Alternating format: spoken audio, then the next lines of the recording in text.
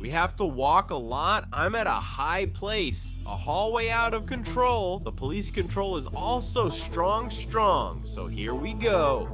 Good morning.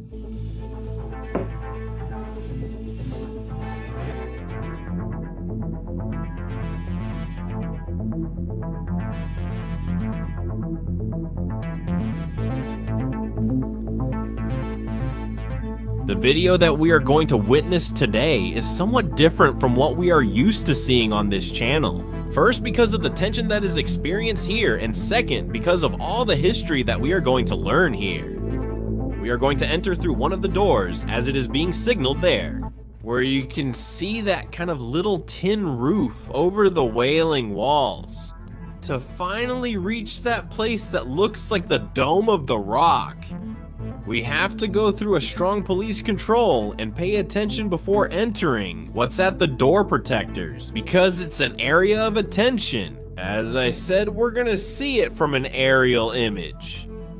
The area of the Temple Mount or Mosque Esplanade has exactly 9 doors, of which there is one that is number 10, and it is the one that is closed, Eastern Gate. Then we have 3 more on the north side, and then we have another 6 on the west side. Gate number 7 would be more like the police control we had to go through. This one has certain restrictions that one has to comply with, where you can't touch, pick up, interview, or communicate with anything. And a few more things that they have written there the day you have to come to visit. They have 2 schedules in the day, from Sunday to Thursday, from 7:30 to 11, and then from 13:30 to 14:30. There are certain restrictions for the Jewish people, that is, for the Orthodox religious Jews, who when they enter have to be escorted by police. Even from the mountain from above, we can see the south area, the north area, the east area, and the west area. And exactly here, among the trees, that's where we're gonna start our video. Look exactly there in the distance. That is what is known as the Dome of the Rock Mosque. And this is the mosque, the one that's back there. You are going to see a gray dome. It's not the Golden Dome. The Golden Dome you will have exactly there.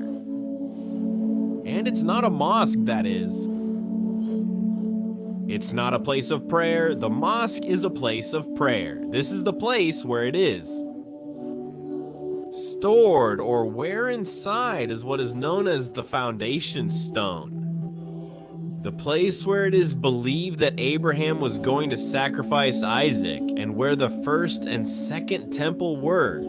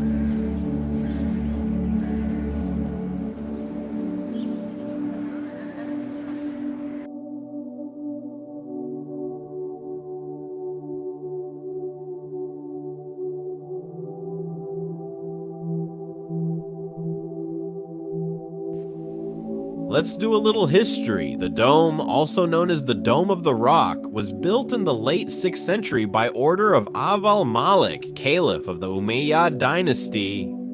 This building was created to protect the rock that is inside, also known as the foundation stone. According to Muslim tradition, Muhammad ascended to heaven from here. There is an inscription in Arabic inside the dome, dating from the 691 after the Common Era. The date when it is estimated that the construction of this temple was completed. This is of an octagonal structure, and at the top is the golden dome. This is made of aluminum, covered in gold, and this construction is considered the oldest standing Islamic monument to this day. On the other hand, this is also a sacred place for the Jewish people, as in the Old Testament, or as it is called in Hebrew. In the Tanakh, it is shown that it was in this area where Abraham was going to sacrifice Isaac. It was here where Ornan the Jebusite allowed the place to David to offer holocaust after God's forgiveness to the people during his reign. It was here where the first house of God was raised, built by King Solomon, and it was here where years later Herod's temple would be raised. It is also here where, according to the book of Ezekiel and Revelation, a third temple will be raised for the Jewish people. But until then, there is still much to learn. This sanctuary today is a subject of controversy in the Middle East, and more precisely, among some Jews and Muslims. It is protected by Jordan following the peace agreements of 1994, monitored by Israeli security and managed by the Waqf, the Islamic order. Non-Muslims are prohibited from entering the Dome of the Rock. And for those who are not, a special permit could be obtained from the Islamic Religious Authority. However, non-Muslims are allowed access to the esplanade, in other words, Christians, Jews, and non-practitioners. They can enter through one of the 9 gates, the one located above the Wailing Wall. You can see in the area some religious Jews escorted by Israeli security because they can walk here twice a day. But they are strictly forbidden to raise prayers and chant psalms.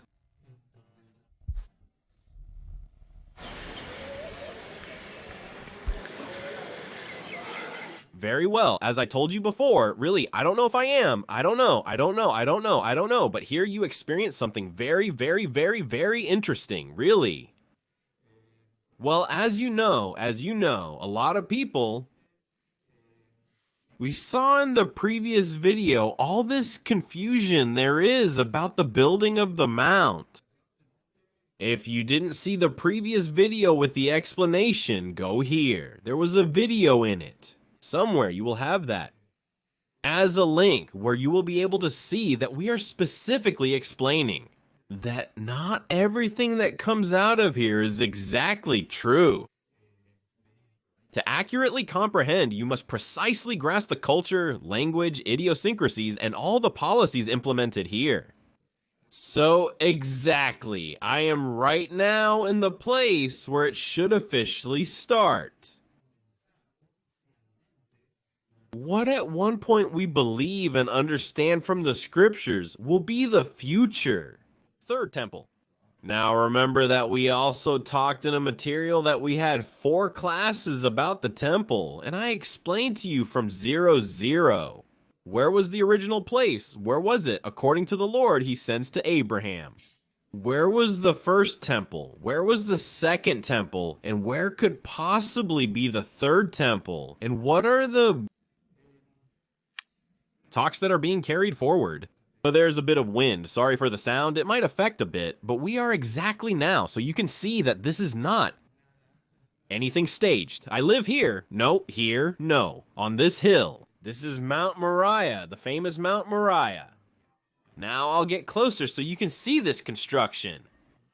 This, as I said, is what is known as the Dome of the Rock. In many languages, the coverage you see up there is a coverage of gold. Look at all the marble work around here. And exactly here where Solomon's temple once stood. On this side, exactly, back there, over there. Let's see, do you see these? I don't know if you can see them from here. These like arches. Here, 3 arches. There is a whole esplanade there, like that, underneath, behind you're going to see another dome, which is the dome of the Omar Mosque. That's the mosque where prayers are indeed raised, where prayers are indeed offered. Here at the Dome of the Rock, it's not a mosque, it's not a place of prayer, but nevertheless, over there it is. It doesn't mean that they don't pray here. Obviously, they also pray here. Those who are Muslims, they come here and pray in this golden dome.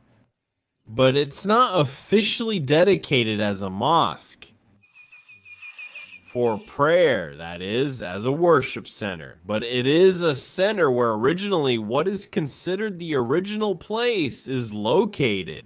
The rocks are underneath. Here, right underneath, are what were the rocks, or the rock more precisely, that remained from this entire mountain that we are stepping on here. Forget it. These rocks were not there in the time of the Bible. This was all a mountain. So there was first who comes here historically. Now I'm going to give you a sort of very light order, but pay attention, let's go to this before I wanted to show you there the Mosque of Omar. Below that is where the wall ends. You can go down. There are some steps, what they call stairs. South of the city of Jerusalem, leading to the city of David, where the Jebusites used to live. From there is where, for you to have an idea, the Pool of Siloam is located. Okay, from here. And formerly, here was the altar, possibly very close to where this small dome is located. Here you can see the tiny one. Here in front, possibly there was the altar where the priests, the Levites, came out. The Bible even tells us in the New Testament when the Feast of Tabernacles was celebrated, the priests had to come out. Walk all the way around here. Go down, down, down, down, down, down, down. And they headed towards the Pool of Siloam. When they arrived at the Pool of Siloam, they filled their vessels with water, and from there they came together with the Levites. Again towards here, towards the temple, to do what is known as the libation of water and wine. Remember, this was done for the duration of the 7-day Feast of Sukkot, also known as the Feast of Tabernacles. But on day number 8, specifically, it was known as the Day of the Great Feast, the 8th day of the Great Feast. And it's where the Lord stands up and says, "He who is thirsty, come to me, and will never thirst again. Drink from me, and will never thirst again." That is, the alleviation of water, specifically what was done in antiquity, is ultimately fulfilled by the Messiah. In this very place, he stands up at one of the feasts. Remember that there were 3 feasts that the Jewish people were obliged to go up to the city of Jerusalem. And he was here at one of those feasts, specifically at the Feast of Tabernacles. Almost already in one of the last visits of Jesus to the city of Jerusalem before being crucified. Now, let's continue touring. I'm going to keep showing you a little more. I'm going to try to get there. Notice, I'm going to try to get to the place where the Messiah entered in Luke 19, verse 42. We know that he came from the Mount of Olives. The Mount of Olives is over there. He came from the Mount of Olives. He entered through the famous Golden Gate, what is known as the Gate of Mercy, the Eastern Gate, the one that faces the east. And he entered, and this is where he was found. Down there with all those tables. Remember that he made a revolt of tables. He found them all on that side.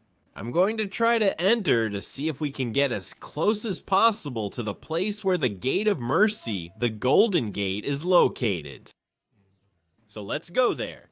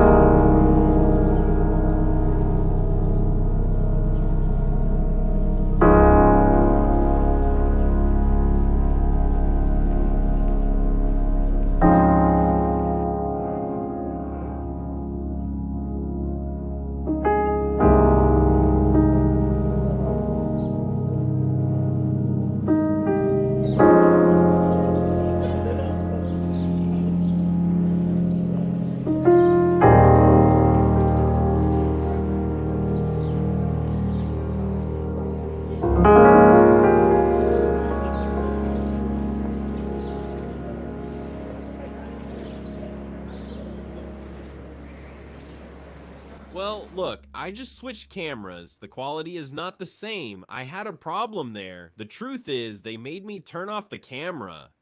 And there is a lot of police control. They only allowed me to have the phone, nothing more. So here I am with the phone. I hope it sounds good.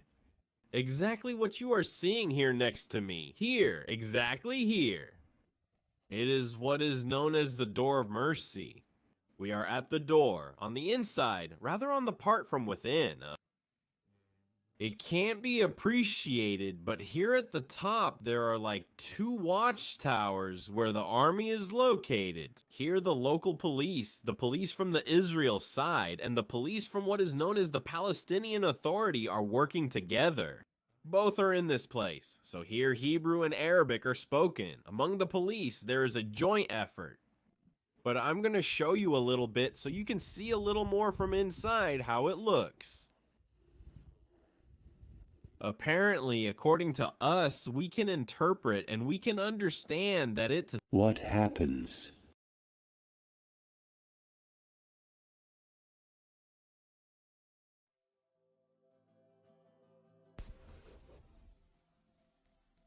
is that the Lord is at the door of mercy. The door of mercy is also known as the Golden Gate, and in Hebrew it is called Shar ar-Rahamim.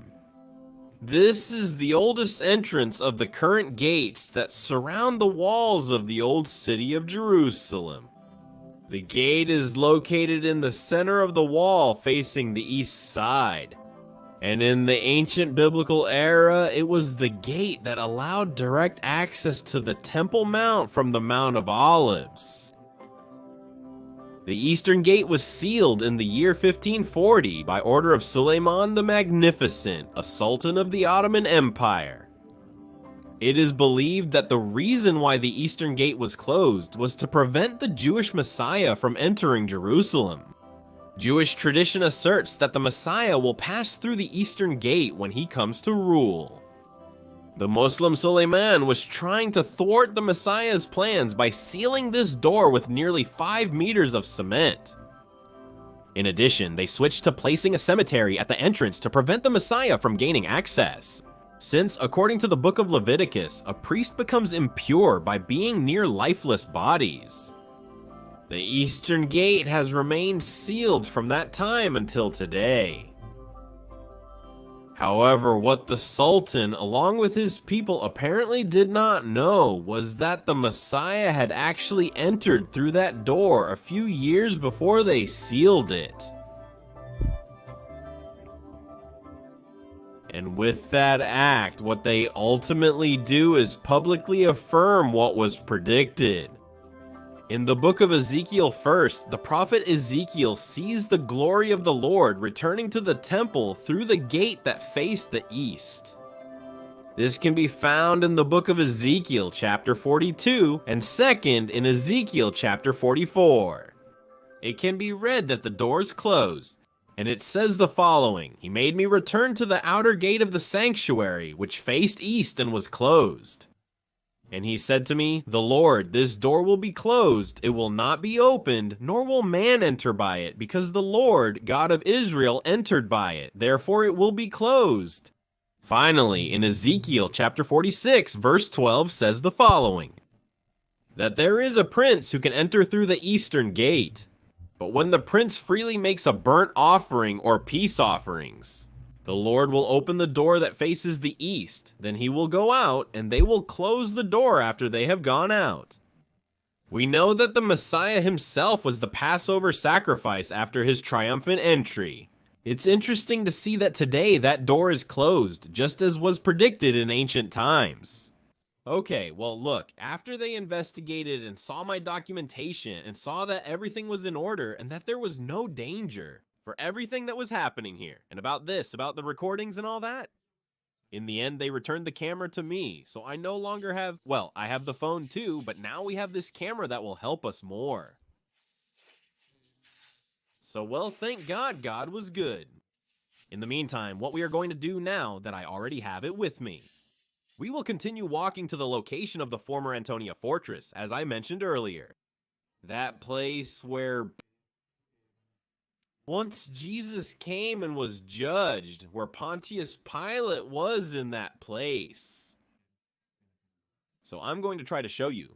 I'm looking to see what's the most comfortable way to get in without having to step on the grass. So I'm going to investigate.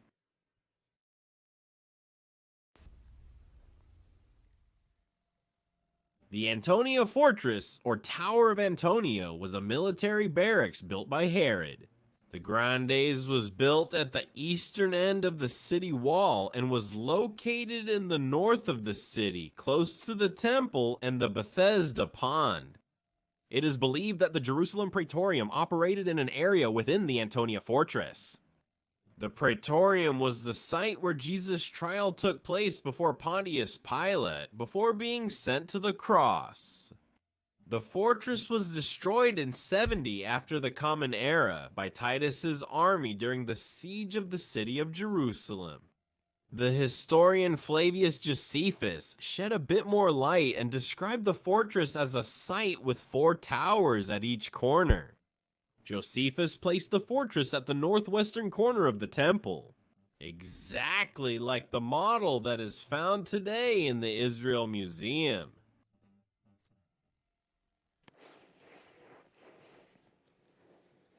Okay, well look, we're here now. After having learned a little bit about where the place was and what had happened at that site. Today, exactly, it looks like this. Let's see, I'm going to show you a little bit about how it looks today. Does a school operate? A boys' school, only for boys. The access to this school is from the other side, from the inside, from the door side. And there are several doors here too, right? But the main quesadilla is on the inside, where the place that was once the Antonia Fortress is located. If you can observe, let's see if you can see here a bit. I know the camera is a bit far, but see there, like behind. It's like part of the original rock of the mountain, which is not a worked rock here. However, it is a worked rock. It's a stone that was like filled in. But look, it's built exactly, you see, on the same rock that was here, which was obviously rock of the Judean desert. That is, all the stone that is here is limestone. It's all rock. So that's how it looks today. There's not much to see because access is quite difficult, but that's how it looks. Does it also work in there? Notice that there, up, you will see a minaret because there is also a place of prayer, a mosque there, inside. From that place.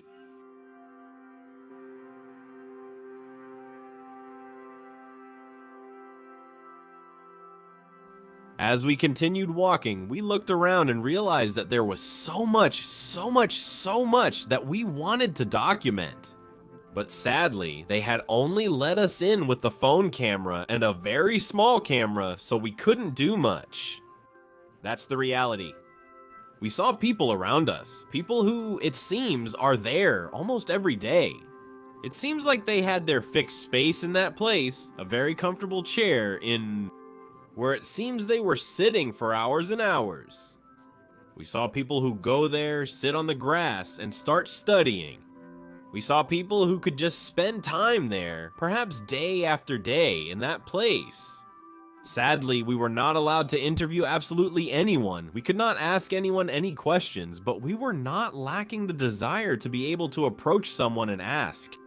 Time was pressing us. We knew we had to finish. We knew that very soon the doors would be closed on us, and we had to manage to get out, because otherwise we could not leave through another place. So with the little time we had left, what we decided was to take one last look at the area where the Dome of the Rock still rests.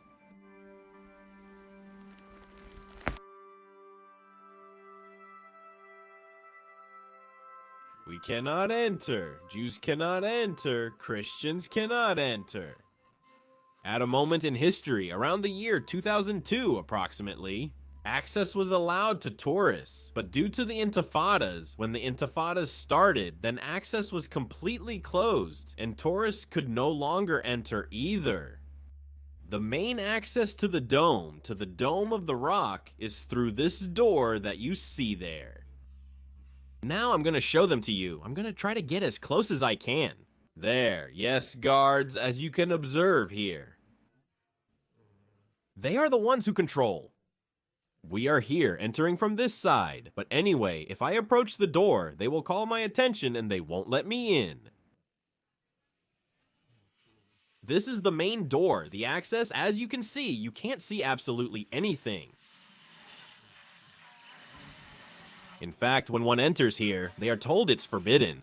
When one enters from the Israel side, because I enter from the Israel side and I have to leave all my documentation, it's forbidden to have access here inside. But what's inside there after all? Inside there is the foundation stone, the place where Abraham was going to sacrifice Isaac. And so we arrive. At the end of this video, brothers, sisters, all those who are on the other side of the screen, I hope you liked it. I hope you enjoyed this knowledge journey. This video about learning a little more about the places where the Bible tells us are important, where there are places that were important in the past, that have a role in the present, and that in the future will have a very important representation. We are in key days, in key times, and as I always say, be careful with all the information that runs out there on YouTube. What some people say is not correct. To understand Israel, you have to be in Israel. And I don't say it because I live here, but I say it because when I was outside of here, I had an image of Israel that completely, when I arrived here, it completely changed for me. In fact, I think many of the people who came and visited Israel can affirm this. What I'm saying is that it's not the same to be on the other side of the world, talking about Israel, teaching about Israel. Without having known it first, and after having known it, I can assure you that everything changes completely. So 2 more things to tell you. First, if you like this video, share it. Remember that every Sunday we will be uploading a video from a place in Israel on this Voices of Israel channel. So those of you who are not subscribed are invited to subscribe, so go ahead. It doesn't cost money, it's totally free. And second, remember that on Sundays we upload a video about Israel, a place, a tour in Israel. The days, usually on Mondays.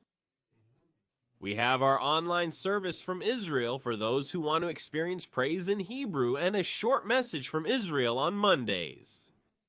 And during the week, we also have small updates on the channel where we put some interesting video or of interest, not interesting, sorry, of interest on the subject on topics that are relevant around here.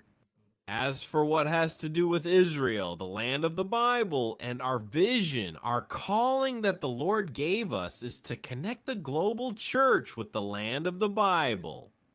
And today, precisely all this, what has befallen us, gives us this opportunity to reach you without any kind of air limitation. There is no need to get on a plane, but through social networks, you can access. Also visit our websites. We have the Online Academy website from Israel for those who want to learn much more, with much greater depth. And for those who want to know about the ministry, there you also have the address and the link to the ministry. Before leaving here, I want to show you how to get out of here. So let's walk towards the exit. Come on, I'll show you what the exit process is like. As you saw before, remember that we told you that over there, on this other side, is the Wailing Wall. Now the Jewish people are from the other side below, so from this other side below, remember that we are high up. They are down below, praying at the well-known Wailing Wall, Western Wall. Here we have the Golden Dome, the Dome of the Rock, and here's a door. Notice that this is the exit door. Now, when Isla del Nuevamente opens again, tourists will be able to return and walk where I have been walking now. That is the dome, remember, it has those stairs, and when you walk here, you have the exit door and directly through here. So you are already leaving towards the side where the territory of Israel begins again. You will see the police here, the security. Here is only exit, it's not an entrance. The entrance is where there is a much stronger control. So you will also be able to learn a little and quite a lot, much more. Notice here the security cameras as well. All the police control at the entrance is quite strong. This is not due to the corona issue, but rather the security issue.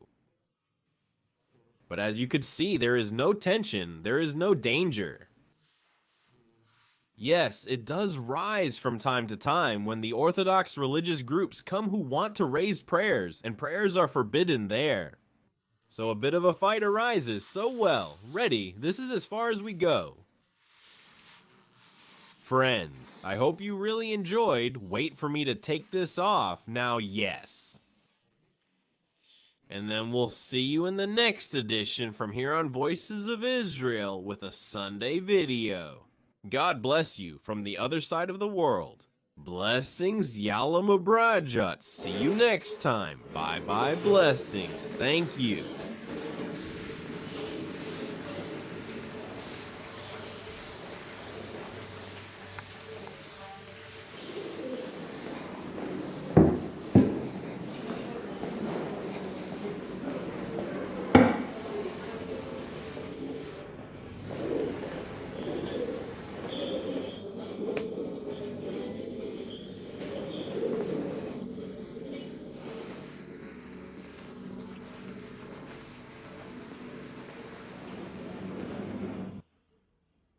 Look, I just didn't want to miss this opportunity to thank everyone who has been collaborating with us on this material.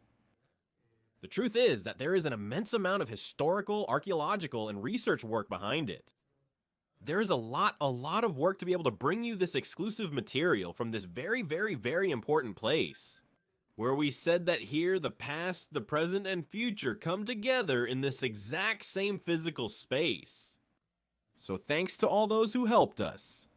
And I want to invite each and every one of you who are watching us there from the other side that you can learn much more from all the resources we have here.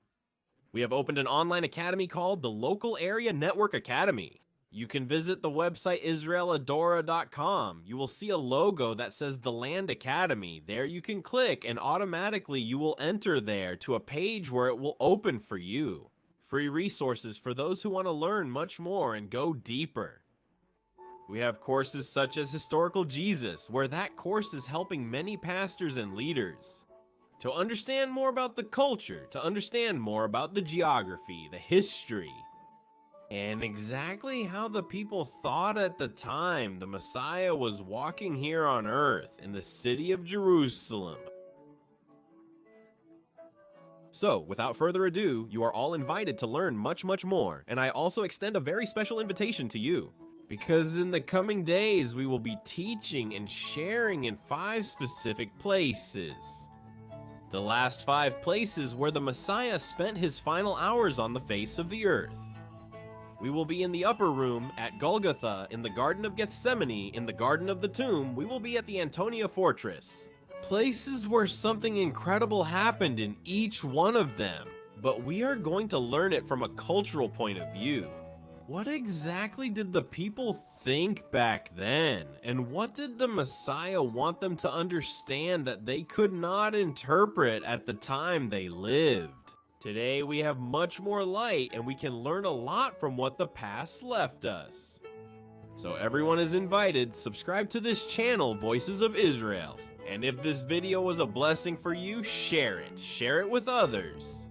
So that we can create the largest community together, connecting the global church with Israel. God bless you once again, and see you in a next edition of Voices from Israel. Shalom, shalom, and blessings.